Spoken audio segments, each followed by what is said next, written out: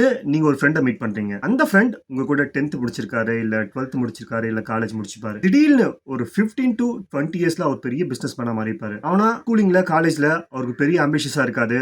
ஒரு நார்மல் பர்சனா இருந்திருப்பாரு. ஆனா நீங்க ரொம்ப ஆம்பிஷியஸா இருப்பீங்க. நல்லா படிக்கணும், அடுத்த லெவல் போகணும்னு சொல்லிருப்பீங்க. அவர் வளர்ந்த அளவுக்கு உங்களால பெரிய ஆளா இருக்க முடியாது.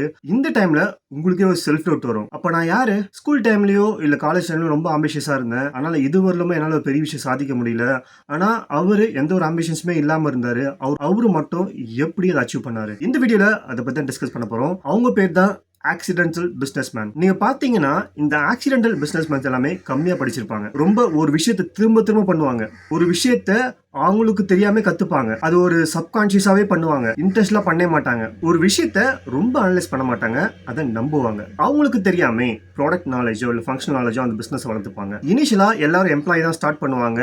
அவங்க ரொம்ப லாயலா இருப்பாங்க அந்த ஒர்க்ல. இனிஷியலா ஒரு வேலையில ஜாயின் பண்ணுவாங்க. அந்த வேலை ஒரு ஆக்சிடென்ட்ல அவங்களுக்கு கிடைக்கலாம். இல்ல வந்து இன்ட்ரெஸ்ட்ல போய் ஜாயின் பண்ணலாம். அந்த வேலை பத்தியான ஜீரோ நாலேஜ் மட்டும் தான் இருக்கும். நம்மளுக்கு ஒரு வேலை வேணும், நம்ம ஃபேமிலிக்கு ஒரு சம்பளம் வேணும்னு சொல்லிட்டு அந்த மைண்ட் செட் தான் போவாங்க. Over the period of time ஒரு 10 இயர்ஸ் ஜேர்னில அவங்க இல்லைன்னா அந்த பிசினஸ் ரன் ஆகாது அந்த வரைக்கும் போவாங்க. அவங்க தான் எல்லாம் ஃபங்க்ஷனல் நாலேஜ் இருக்கும், ப்ராடக்ட் நாலேஜ் இருக்கும், டெக்னிக்கல் நாலேஜ் இருக்கும், அந்த பிசினஸ் பத்தியான டயர் சைக்கிளிங் புரிஞ்சிருப்பாங்க.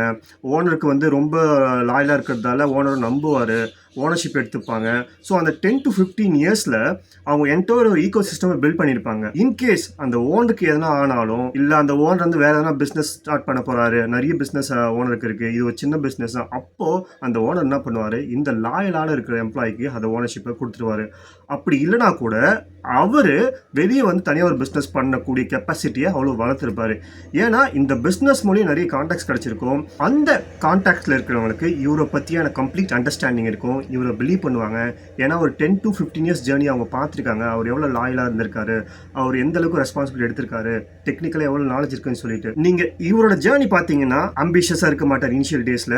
அதாவது போக போக போக ஒரே விஷயத்த திரும்ப திரும்ப பண்ணுவாரு. அதில் மாஸ்டர் ஆயிருப்பாரு. அவர் பண்ற விஷயத்த அவர் நம்புவாரு. ரொம்ப டூ மச் அனலைஸ் பண்ண மாட்டாரு. ஆனா கம்ப்ளீட்டா ஆப்போசிட் நம்பாலு. இனிஷியலாவே ரொம்ப ஆம்பிஷியஸா இருப்பாரு. எதனா ஒன்று சாதிக்கணும், பில்ட் பண்ணணும் சொல்லிட்டு சின்ன சின்ன வாய்ப்புகளை அவர் தவற விட்டுருப்பாரு. ஏன்னா நான் பெரிய வாய்ப்பு வந்தா மட்டும் தான் போவேன், பெரிய வாய்ப்பு வந்தா மட்டும் தான் சாதிப்பேன்னு சொல்லிட்டு சின்ன சின்ன வாய்ப்புகள் விட்டதால இந்த ஆப்பர்ச்சுனிட்டிங்க வந்து ரேரா தாங்க கிடைக்கும்.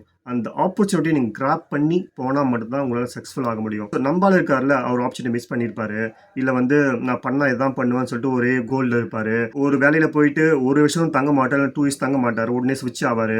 அந்த வேலையும் கிடைக்கிற வேலைக்கு போயிடணும்னு சொல்லிட்டு மாறிக்கினே இருப்பாரு. 10 இயர்ஸ்ல பாத்தீங்கன்னா ஒரு 2 to 3 இல்ல 4, 5 கம்பெனிஸ் மாறி இருப்பாரு. அவருக்கு எந்த ஒரு நாலேஜும் பெருசா ஸ்பெஷலிஸ்ட் ஆயிருக்க மாட்டாரு. பட் எல்லா ஒர்க்லயும் சில நாலேஜ் மட்டும் கேதர் பண்ணிக்கிட்டு அவரால் பெருசா அந்த இதுல வந்து அவரால் பெருசா எந்த ஜாப்லயும் சாதிக்க முடியாத நிலைமை ஏற்படும். ஸோ இங்க ஆம்பிஷியஸ் மட்டும் பத்தாது. நீங்க ஒரு செயலை கன்சிஸ்டண்டா அதை நம்பணும். ஒரே இடத்துல லாயலா இருக்கணும். அப்படி லாயலா ஒரே இடத்துல இல்லைனா கூட நீங்க வெளியே வந்து உங்களால அந்த ஓனா பிசினஸ் பண்ணக்கூடிய கெப்பாசிட்டி, கான்டாக்ட்ஸ், சின்ன ஒரு கேபிட்டல் இருந்தா போதும் உங்களால க்ரோ ஆக முடியும். இப்போ இந்த பாசிட்டிவ் நெகட்டிவ் திங்கிங் வரும்போது நம்மளுக்கு நிறைய நெகட்டிவ் திங்கிங் இருக்கும். கம்பேரேட்டிவ்லி 60% ஆஃப் நெகட்டிவ் திங்கிங் இருக்கும், ஒரு 40% ஆஃப் பாசிட்டிவ் திங்கிங் இருக்கும். ஆனா அவருக்கு இனிஷியல் டேஸ் ஆம்பிஷியஸாக இல்லாமல் இருக்காரு. அவருக்கு வந்து 90% பாசிட்டிவ் திங்கிங் இருக்கும், 10% மட்டும் தான் நெகட்டிவ் திங்கிங் இருக்கும். அதுவும் இல்லாமல் அவரோட மைண்ட் அப்ஸ் அண்ட் டவுன்ஸ் போயிட்டே இருக்கும். இது நல்லதா, இது கரெக்டா, நம்ம பண்ணுற விஷயம் கரெக்டா, ரொம்ப டூ மச்சாக திங்க் பண்ணாலே அங்கே ஏதோ ஒரு மெஸ்அப். ஸோ நான் செகண்ட் கேட்டகரி சொன்னேன் பார்த்தீங்களா, இதில் மோஸ்ட்லி படித்தவங்க தான் இருக்காங்க. ஏன்னா படித்தவங்க டூ மச்சாக திங்க் பண்ணுவாங்க, அந்த ரொம்ப அனலைஸ் பண்ணுவாங்க. அவங்க கான்ஷியஸ் மைண்டை வச்சு ரொம்ப அனலைஸ் பண்ணுவாங்க, எது நல்லது எது கெட்டது. ஆனால் நம்மளால சப்கான்ஷியஸ் யூஸ் பண்ணி எனக்கு இதான் ஒரே வழி, இதான் என் லைஃப், அதை அப்படியே ட்ரஸ்ட் பண்ணுறது, பிளைண்டாக ட்ரஸ்ட் பண்ணால் மட்டும்தான் இங்கே வந்து உங்களால் அங்கே ஒரு ப்ராக்ரஸே பார்க்க முடியும். when it comes to இப்போ நான் ரியல் எஸ்டேட்டில் போயிருக்கிறதால எனக்கு சில டவுட்ஸ்லாம் இன்னமும் இருக்குது. நம்மளால் பண்ண முடியுமா, பண்ண முடியாது. ஆனால் நான் ஒன்றே ஒன்று தான் பிலீவ் பண்ணுறேன்,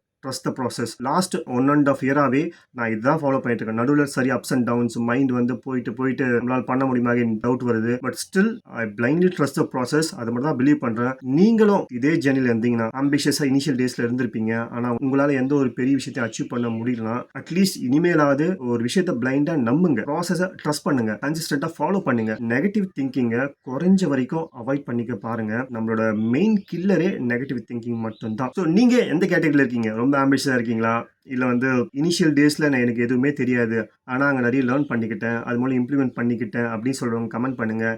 நான் இனிஷியல் டேஸில் ரொம்ப ஆம்பிஷியஸாக இருந்தேன் ஆனால் இது ஊரில் என்னால் அச்சீவ் பண்ண முடியலனா ஏன்னு கமெண்ட் பண்ணுங்கள். Thank you so much. பபாய்.